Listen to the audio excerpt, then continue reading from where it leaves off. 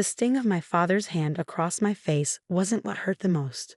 It was the look in his eyes, pure rage mixed with disappointment, all directed at me while Amanda stood behind him, playing the perfect victim with tears streaming down her perfectly made-up face.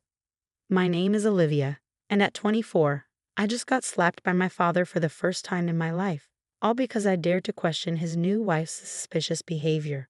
I raised you better than this, Dad spat, his voice trembling with anger. Amanda has done nothing but try to welcome you into our new family, and this is how you repay her. With wild accusations, I touched my cheek, still burning from the impact, and looked past him to Amanda. Her tears had miraculously stopped, and for a split second, I caught the smirk playing at the corners of her mouth. At 35, she was closer to my age than my father's 52 years, and she'd spent the last 6 months systematically dismantling every memory of my mother from our home. Dad, please, I tried again, keeping my voice steady. Just check the security footage. Mom's jewelry is missing, and I saw. Enough, he roared. Amanda already told me she saw you moving things out last week. If anyone took your mother's jewelry, it was you. The irony of his accusation would have been laughable if it wasn't so painful. I had installed hidden cameras in my room 3 weeks ago, precisely because things had started disappearing. First small items, then larger ones, always things that had belonged to Mom. Fine, I said quietly, gathering my composure. I'll leave, but remember this moment, Dad. Remember how quickly you chose her over your own daughter. Amanda stepped forward, placing a manicured hand on my father's arm. James, darling, maybe we should all calm down. Olivia is clearly struggling with our new family dynamic. Perhaps she needs time. The saccharine sweetness in her voice made my stomach turn. This was her specialty, playing the understanding stepmother while systematically destroying my relationship with my father. I turned and walked out, my laptop clutched tightly to my chest. The same laptop that was receiving live feeds from the cameras in my room. The same cameras that had caught Amanda in the act just hours ago. As I drove away from my childhood home, my phone buzzed repeatedly with texts from my best friend, Kate. Did you get it all on camera? Are you okay? Come to my place now. Kate had been my voice of reason through this whole nightmare. She was the one who suggested installing the cameras when things first started going missing. Your dad's blinded by love, she'd said. You need solid proof. I pulled into her driveway, my hands shaking as I put the car in park. Kate was already at my door, pulling me into a fierce hug. Your cheek is red, she gasped, pulling back to examine my face. Did he? I nodded, the reality of what had happened finally hitting me. The tears I'd been holding back started flowing. Show me the footage, Kate said, leading me inside. All of it. We sat at her kitchen table, my laptop open between us. The footage was crystal clear. Amanda entering my room when she thought everyone was asleep, expertly opening my safe. How did she even get the combination? And methodically going through my mother's jewelry box. She took everything. The pearl necklace Mom wore on her wedding day, the diamond earrings that were supposed to be my something old when I got married, even a simple gold locket that contained the last family photo we took before Mom got sick. Look at her face, Kate pointed at the screen. She's smiling. She's actually enjoying this. The timestamps on the footage showed multiple visits over the past 3 weeks. Each time, Amanda took something small, something she thought wouldn't be immediately noticed. She's been gaslighting you, Kate said, her voice hard. Making you question whether things were really missing, telling your dad you were imagining things, playing the concerned stepmother while stealing your inheritance piece by piece. I watched the most recent footage again. Amanda slipping my mother's engagement ring into her pocket just hours before I confronted her. The same ring Dad had promised would be mine one day. What's your plan? Kate asked, squeezing my hand. I touched my cheek again, remembering the look of satisfaction on Amanda's face when my father struck me. First, I'm going to make copies of all this footage. Then, I'm going to find out exactly what she's been doing with my mother's jewelry. Something tells me this isn't the first time she's pulled this scam. My phone buzzed again. Dad calling. I declined the call and opened my email instead, starting a message to my mother's old private investigator. If Amanda thought she could destroy my relationship with my father and steal my mother's legacy, she was about to learn just how wrong she was. One more thing, Kate said, pointing to something in the footage we'd almost missed. In the background, while Amanda was going through my safe, there was a reflection in my mirror. She was wearing my mother's wedding ring, the one Dad thought was still locked away in his office safe. I smiled for the first time since the confrontation. "Got you," I whispered, starting to type my email. Amanda's perfect little world was about to crumble, and the best part? She'd never see it coming. The private investigator's report landed in my inbox 3 days later, and what I discovered about Amanda made my blood run cold. This wasn't her first time playing the devoted wife. It wasn't even her first time stealing family heirlooms. 3 marriages in 5 years, I told Kate, scrolling through the detailed report. Each time to wealthy widowers, each time ending with mysterious disappearances of family jewelry and artifacts. She's not just a thief. She's a professional con artist. Kate leaned over my shoulder, reading the screen. "Look at this," she used different names each time. "Amanda Collins, Miranda Peters, Andrea Williams. Your father married her as Amanda Bennett."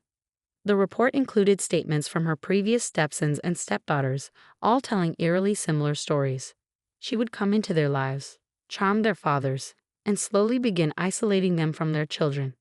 Then, piece by piece, family treasures would start disappearing. "But she slipped up this time," I said, pulling up the camera footage on my second screen. None of her previous victims had proof like this. My phone buzzed. Another missed call from Dad. He'd been calling daily since the confrontation, leaving voicemails that ranged from angry demands to tearful pleas. Amanda had convinced him I was having a mental breakdown, struggling to accept their marriage. "Have you seen what she's doing with the jewelry?" Kate asked, pointing to a section of the report. I nodded grimly. "There's a dealer in Miami she works with. He resets the stones, melts down the gold, makes the pieces impossible to trace. According to this, she's got a flight booked there next week." The thought of my mother's jewelry being destroyed made me feel sick. Each piece held memories: Mom teaching me to fasten the pearl necklace, Dad surprising her with the diamond earrings on their 20th anniversary, the locket we filled with photos just months before her diagnosis. "We need to move fast," Kate said, her legal training kicking in. She'd just passed the bar exam and was already thinking like a prosecutor. "If she gets those pieces to Miami." "She won't," I interrupted, pulling up another email. "I've already contacted the police. Detective Martinez wants to meet tomorrow. We're bringing everything: the footage, the PI report, statements from her previous victims." My laptop pinged with a new email notification. The subject line made my heart race. "Found your mother's jewelry, estate sale listing." The email contained a link to an upcoming estate sale in a wealthy neighborhood across town. There, listed among various antiques and collectibles, were photos of items that looked exactly like my mother's missing pieces, only they were being sold under different descriptions. "She's not even waiting to get to Miami," Kate breathed. "She's trying to sell them here first." "The estate sale is tomorrow," I said, already reaching for my phone. "Detective Martinez needs to see this now." As I dialed the detective's number, another call came through. "Dad again." This time I answered. "Olivia, please," he started, his voice tired. "Amanda's worried sick about you. She thinks you need help." "Dad," I cut him off. "I need you to listen carefully. Tomorrow at 10 a.m., I'm meeting with Detective Martinez at the police station. If you want to know the truth about your wife, be there." "Detective?" "Olivia, what are you doing?" "Protecting what's left of Mom's memory," I replied. "Be there, Dad. See for yourself who you really married." I hung up before he could respond, my hands shaking. Part of me worried he wouldn't come, that Amanda's influence was too strong. But I had to try. What if he doesn't show up? Kate voiced my fears. I looked at the estate sale listing again, at my mother's precious jewelry being marketed as vintage estate pieces. "Then he'll learn the truth when Amanda's arrested," I said firmly. "Either way, this ends tomorrow." That night, I couldn't sleep. I kept watching the camera footage, but not the parts showing Amanda stealing. Instead, I watched the moments where she slipped my mother's wedding ring onto her finger, admiring it in my mirror. The look of triumph on her face, the casual way she dismissed the sentimental value of everything she touched. It made my cheeks sting again with the memory of Dad's slap.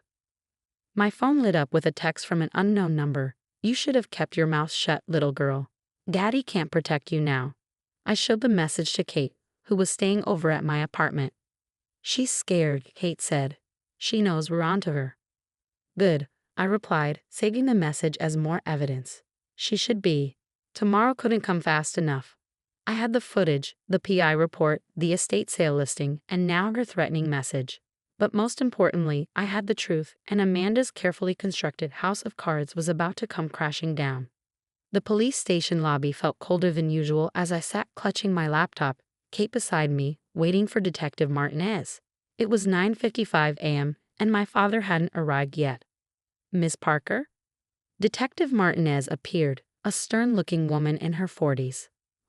Let's go to the conference room. We have some interesting developments. Just then, the lobby doors opened. My father walked in, looking tired and confused. Behind him, my heart stopped, was Amanda, wearing a perfectly composed expression of concern. What is this about, Olivia? Amanda asked sweetly, her hand gripping Dad's arm. We're so worried about your mental state. Detective Martinez interrupted smoothly. Mrs. Parker, perfect timing. Please all of you follow me. The conference room had a large screen on one wall. Kate squeezed my hand as we took our seats. Dad and Amanda sat opposite us, while Detective Martinez remained standing. Before we begin, the detective said, I should inform you that we've already secured the items from the estate sale venue this morning. All pieces matched the descriptions of Mrs. Parker's stolen jewelry. Amanda's composure cracked slightly. What estate sale? What is she talking about, James? I connected my laptop to the screen and played the footage. The room fell silent as we watched Amanda enter my room multiple times, systematically stealing each piece of Mom's jewelry. That's been doctored. Amanda stammered, but her face had gone pale. The footage has been authenticated by our technical team, Detective Martinez stated. But that's not all. The detective laid out photographs of my mother's jewelry alongside police reports from 3 other states. Each report detailed similar thefts, with witness statements from other families. Miranda Peters, Martinez Reed, Andrea Williams, Amanda Collins. All the same person. All you. My father had gone completely still, his eyes fixed on the screen where Amanda was clearly visible trying on my mother's wedding ring. James, darling, Amanda started, her voice trembling. They're trying to turn you against me, just like before. Like before. Dad's voice was barely a whisper. How many times have you done this?